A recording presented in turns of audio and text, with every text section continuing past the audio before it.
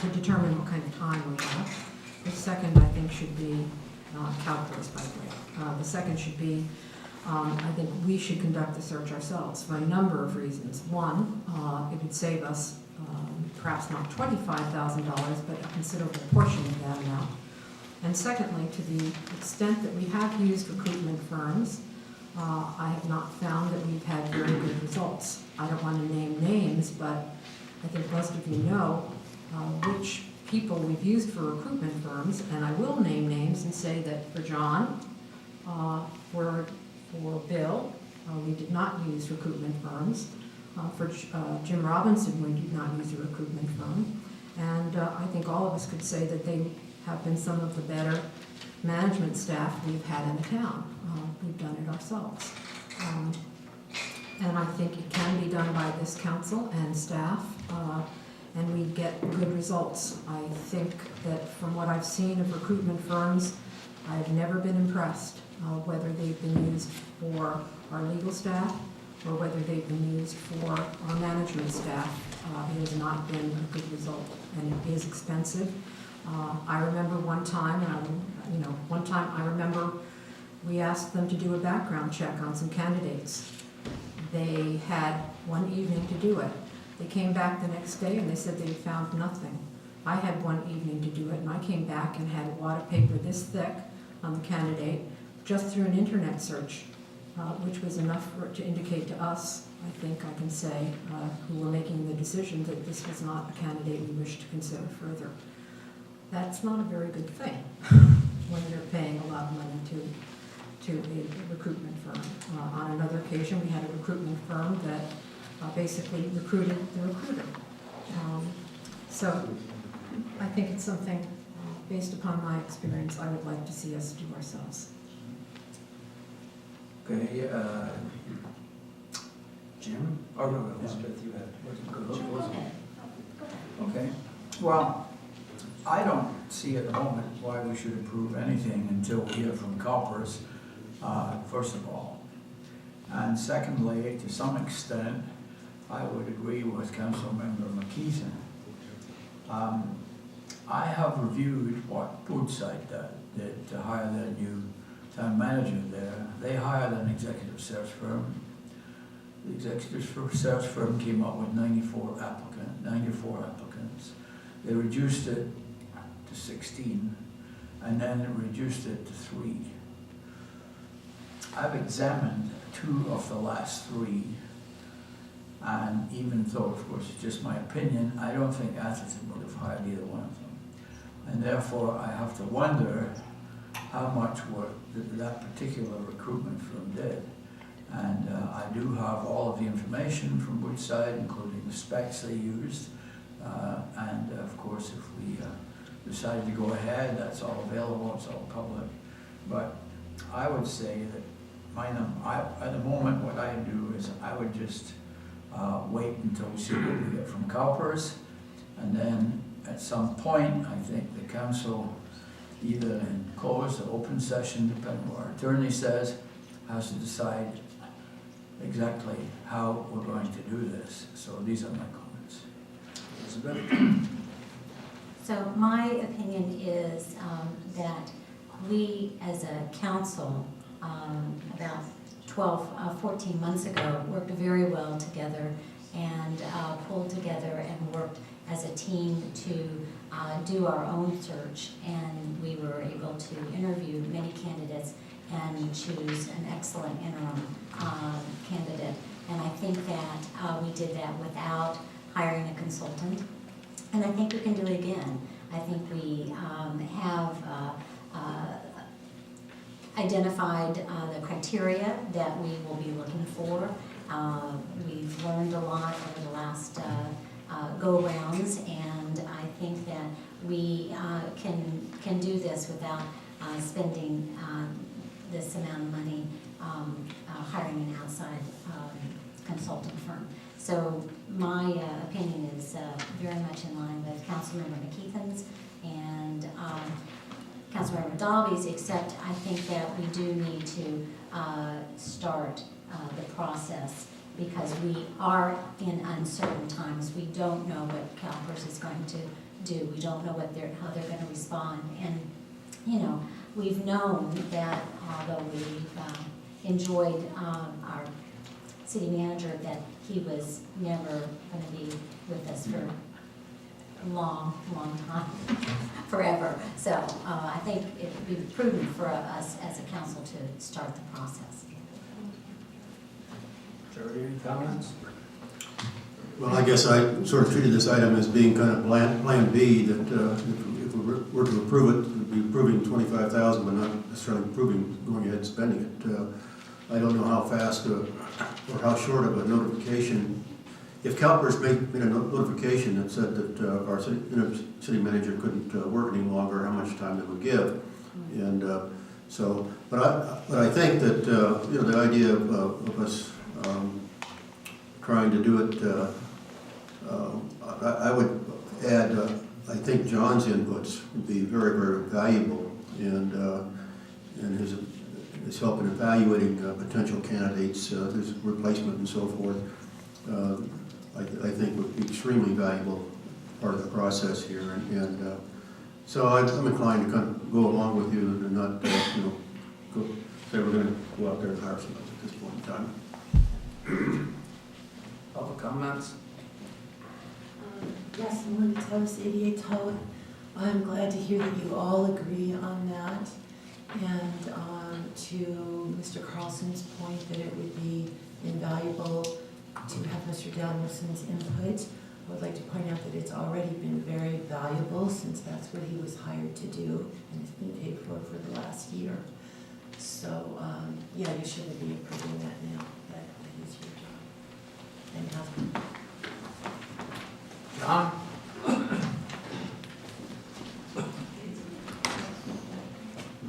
First of all, I hope they keep our present town manager, in my own personal opinion. But if you have to go outside, I don't know if many people here remember the old days. We had a firm hired, and they sent a representative here, Mr. Friedman.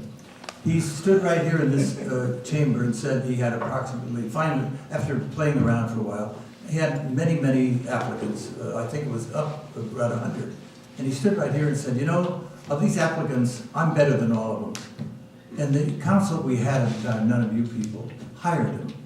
We had nothing but trouble with Mr. Friedman, as I don't know if people were aware of this. So the next manager was Jim Robinson. And they also hired a outside firm. In fact, Friedman was one of the applicants at that time. But to help the council in picking their representative, each council member was allowed to pick a citizen to sit on a subcommittee to pick the council member, to pick the manager. And they weren't privy to all the applicants, but the final ones, 5 or 6 that the council had boiled it down to, right in this chamber also, the citizens that were picked by the council, and the council reviewed all of them, and the council basically picked it, but the citizens had some input in it, and I think this would help the town to do something like that again. And if I might add, the irony was that Mr. Robinson submitted an application with that first bunch of 100 applications at the time that they hired Mr. Friedman. Any other public comments at this time on item 16? So we'll bring it back. My thoughts on this, since we've had a number of people weigh in, is that we don't know what CalPERS is going to say or when. And the two options that are listed here are not mutually exclusive. And I think it would be prudent, I agree with everybody that says it would be prudent to have the city manager participate in this. This is one of the things that he was expected to do when he brought on board, and he's very willing to do so based on conversations that he and I have had today. Approving the expenditure of the funds does not necessarily mean spending it. And in fact, we don't have a firm associated or identified today. However, running our own ads, doing background investigations or paying somebody to do the background investigation is not gonna be inexpensive either. And, I don't know, John, if you have any comments, I'd like to invite you to weigh in on this. Yeah, Mr. Mayor and Council, I offer this up as a suggestion you may want to consider is that if it's the council's decision to not go with the recruiter and to do it in-house, as the mayor's indicated, we will need some monies for advertising, background checks and all that kind of thing. You know, maybe somewhere in the $10,000 range to initiate that process when we find out which way it's going.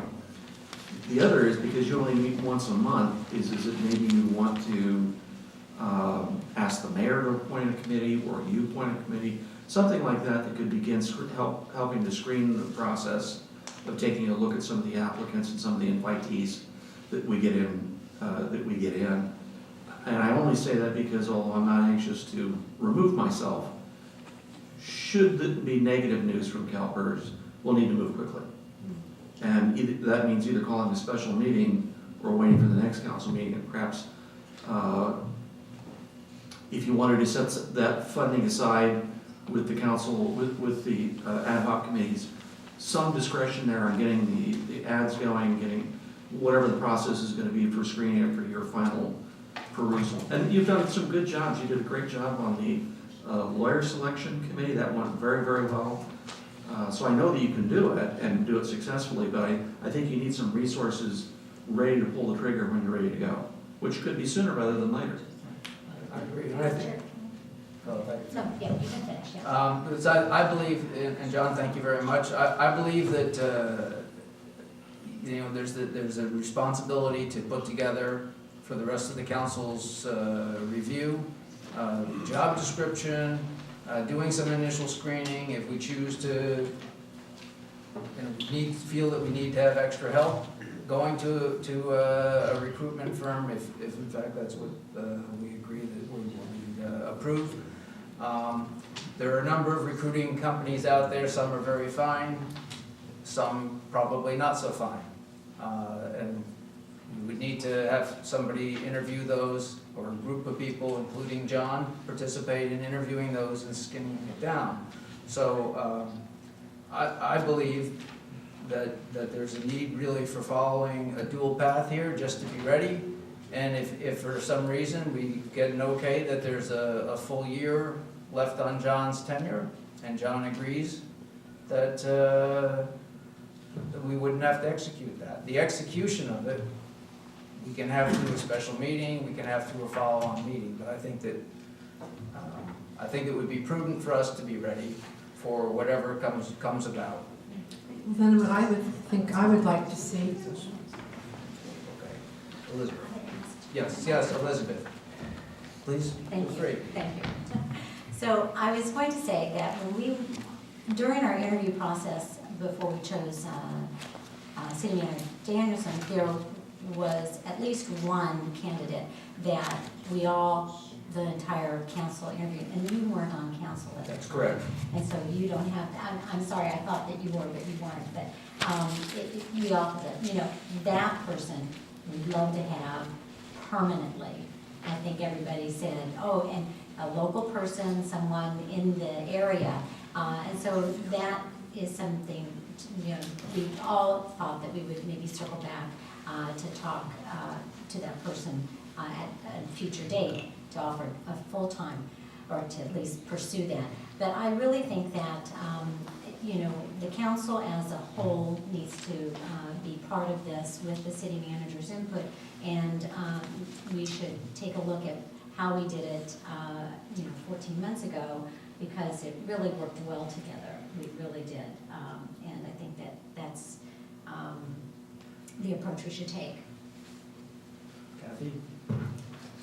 I was going to say, I think that we could use number 2 with the city manager establishing a guideline, an authorization of $10,000 for essentially seed money to do this process, basically for purposes of whatever recruitment ads are necessary, as well as any background checks that are required, and also travel for some of these people.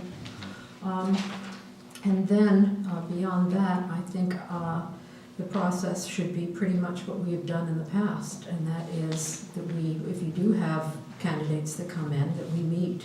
I mean, what we did, if you go through those materials, you'll see we circulated the materials, we rated them, you know. It wasn't a very complicated or even a very time-consuming process, frankly. So I think we could do it that way. Why don't you make a motion that way? That is my motion. I'll second it. Can we have the motion read back?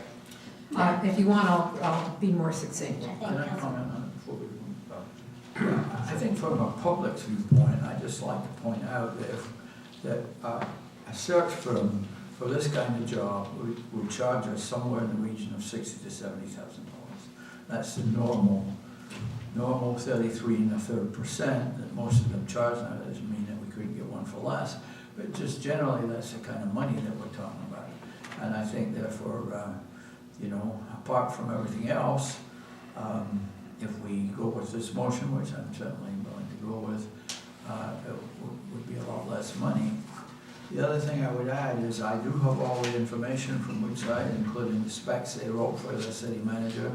While it may or may not be of interest to us, at least it might be a starting point. So that's available for anybody that wants to. So I'd like to comment on the $60,000. I've spoken with several of the firms. I went to the back of the western cities and called a number of the firms to just get a guesstimate.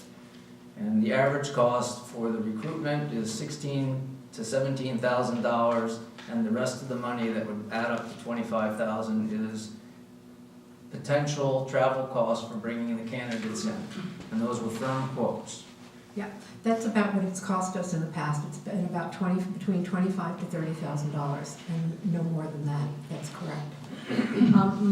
May I go ahead with my motion, Mayor? Oh, sure. Yes. My motion would be that we utilize option number 2, that the city manager provide direction and establish a timeline and process, that we authorize $10,000 for in a fund for expenses, including travel, any ads that are required, as well as background checks, and that the recruitment essentially be done by the council as it has been done in the past, with any committees or subcommittees being formed in accordance with that process as necessary. That's it. Just to clarify, the past search, Our in last 2010. general manager, our City last city manager. manager, and even city attorney recruitment, they were essentially the same, but yes. City manager Right. recruitment. Yeah, city manager, yeah, okay. I'll second that. Okay, all in favor? Aye. Aye. Okay, I'm gonna vote against it because I think we should do a parallel path to be prudent, but, so the motion made by Councilmember McKeithen and seconded by Vice Mayor Lewis passes 4-1. Okay, then we move on to 17, Jim. Okay, I have just a couple of comments on 17. 17 is a recommendation from the mayor for the city council committees. And I have only, the one area that I'm somewhat confused about is on the library committee. At the present time, we have only one council member on the library committee. And in talking to the city clerk, she felt that the council had not approved 2 council members on that. I don't know whether that's true or not. But, and therefore, I think if we had to expand the library committee, we need to have this brought up as a separate agenda to the council. Is that correct? It's a close call. I think that probably if you're going to change a true past procedure, you should do that. I'm just not sure, I haven't seen anything that says the council before has said only one period, or if it was only that they appointed one, because I'm not sure you couldn't appoint more if you wanted to. Well, I'll take your advice on this then, Bill. I would suggest actually putting an agenda item on there to expand the committee, Okay. expand the Because charter. I have no historical knowledge of what happened before, but the city clerk indicates that it's probably a good idea to put this on a future agenda. Okay, thank Change you. it. I have one other comment, just as a, nothing to do with other people, that the mayor has asked me to be on the 2020 Gateway Committee. And I feel that some of the other council members are much better at representing the town than I would be in this committee, so I would like to ask them to maybe assign somebody else to that. I'll be happy to.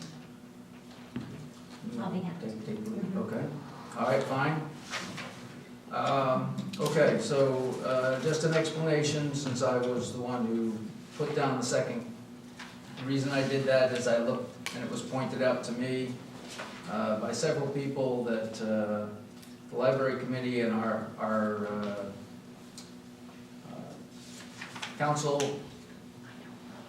rules of engagement indicate that all committees are supposed to have 2 council members.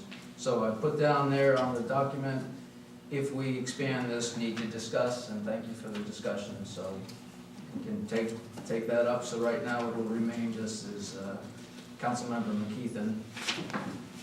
So. Could I make a comment? First of all, regarding the library committee, you know, the library committee is meeting quite often, and they're well down the road and so forth. And I'm also I'm on the rail committee, and that's taking an inordinate amount of time. And I feel that you know, I would want to withdraw my name for any kind of consideration for being on the library committee, just from a time standpoint. That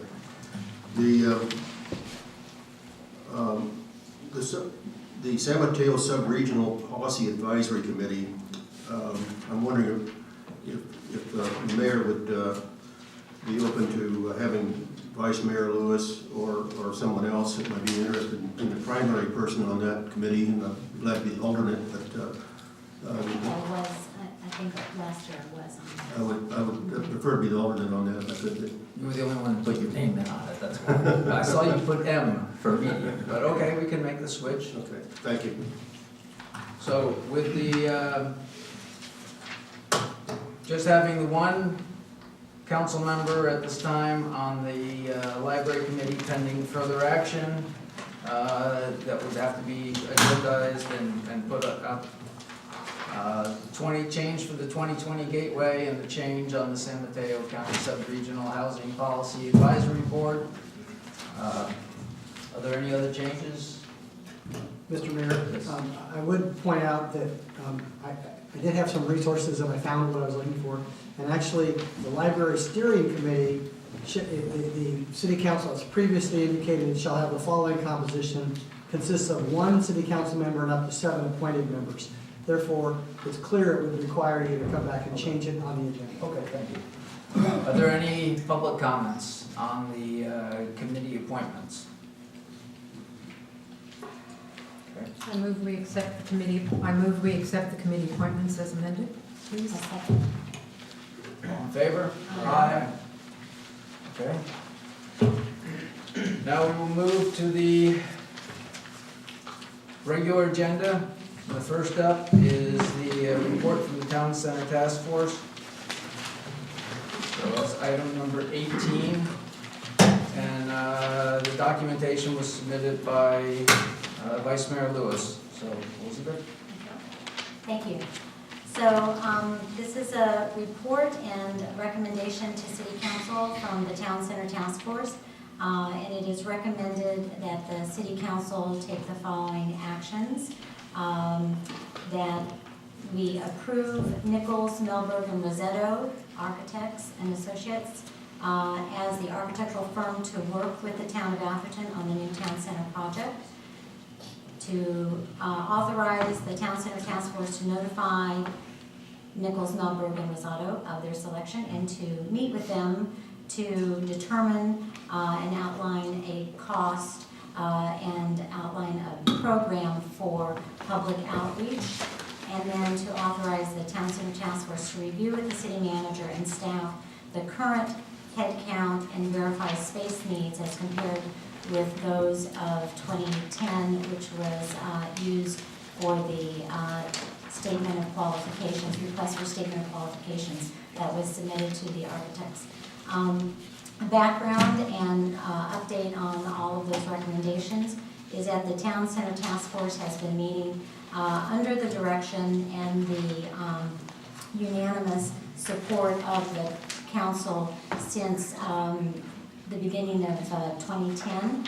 They've worked to verify the Blue Ribbon Task Force report and studies that had been done by the Blue Ribbon Task Force and submitted to council in September 2009 that talked about the absolute need and justification of doing a project to replace the outdated, code compliance facilities of our police department, of our administration department, finance, and to get the building department, planning department, public works department out of the 15-year-old trailers that are literally falling down around them.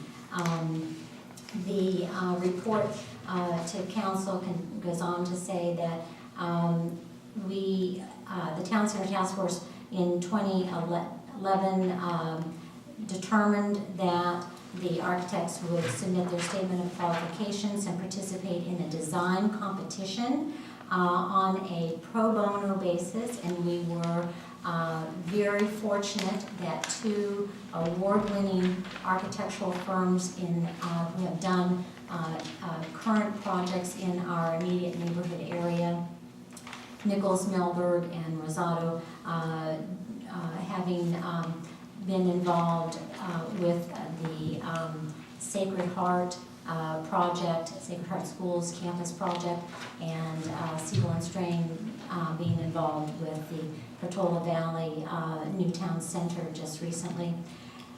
They presented their architectural renderings at a public meeting that was held October 12th, 2011 at Jennings Pavilion.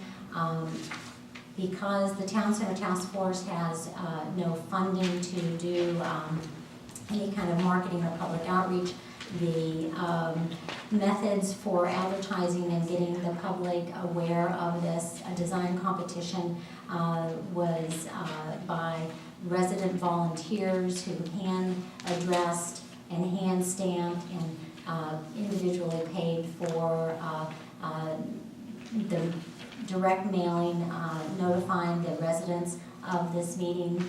An email communication was sent out to all the residents through the city's email list, through other resident email lists, and distributed that way. And so because of that, and the aristocrats list, and other personal email strings. So we really worked the social email lists of the town, and I think that was very effective.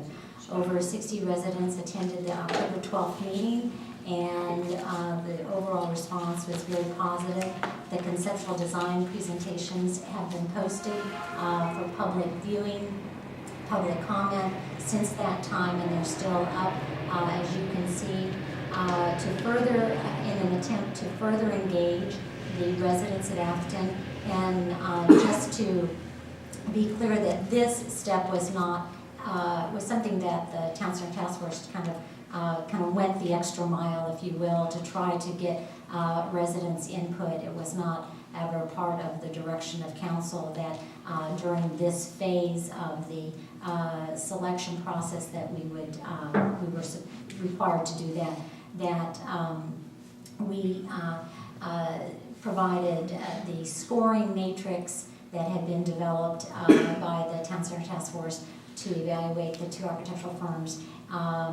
We sent that out via email. We left it here in the council chambers for people to score. And we did not get a significant amount of people actually responding, but we did start the conversation. I also must say that I forgot to say that the Almanac newspaper ran a cover story in the December 7th issue of the architectural renderings, and it was really well done. And I think that We also received some articles from the Daily News and the Post.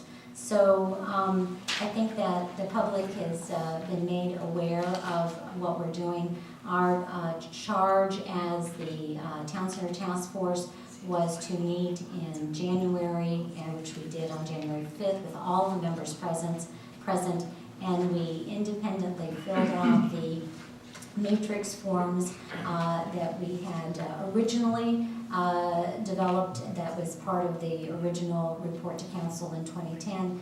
Although we had modified the scoring matrix to be a little bit more relevant because we eliminated the request or the requirement that the architect submit a model, and we did the weighting a little bit different. But we used both of the scoring matrices, and they both came out essentially the same.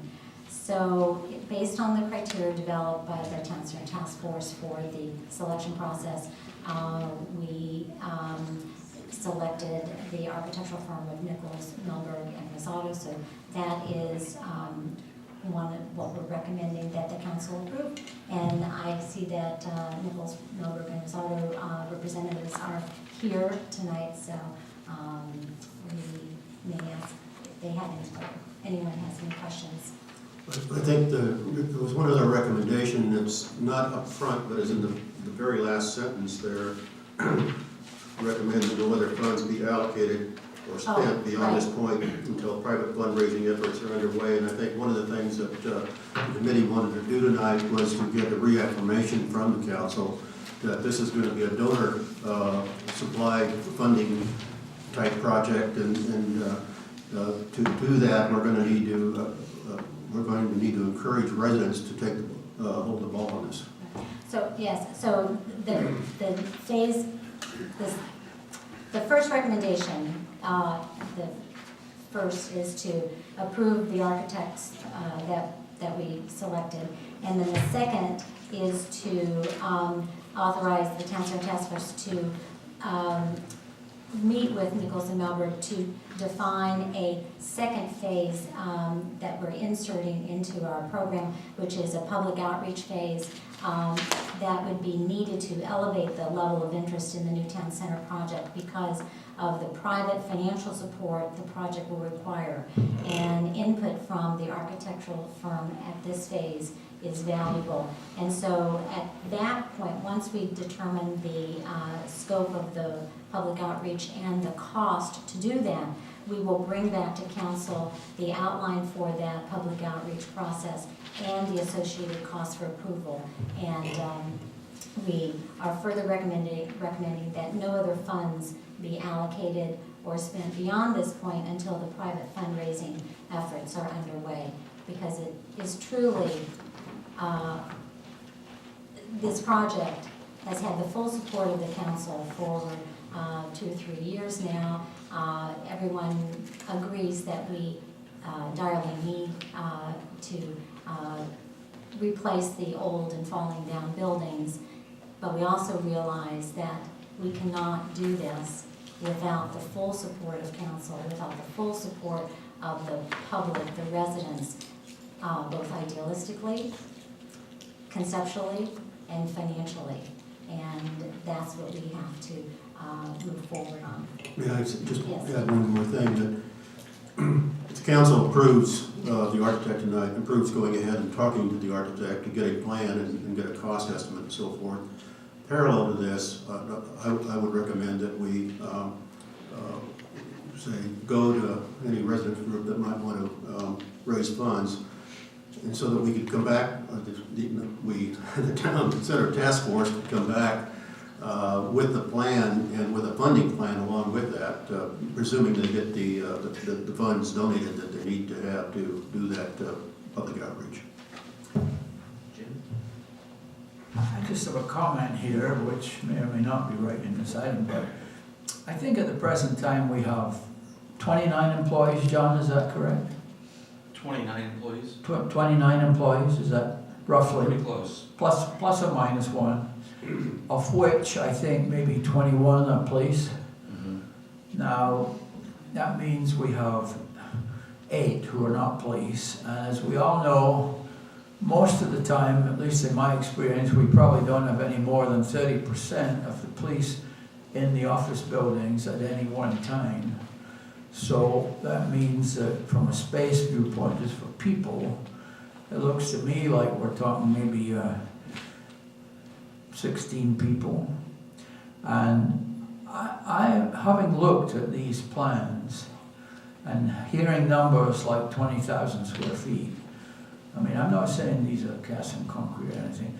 It just seems to me, especially with the layoff of the people, that we may be building a monolith that we don't need. I mean, I think we should really consider whether the plans that I've seen at the moment are just too big for the town. I'm not against having a new building.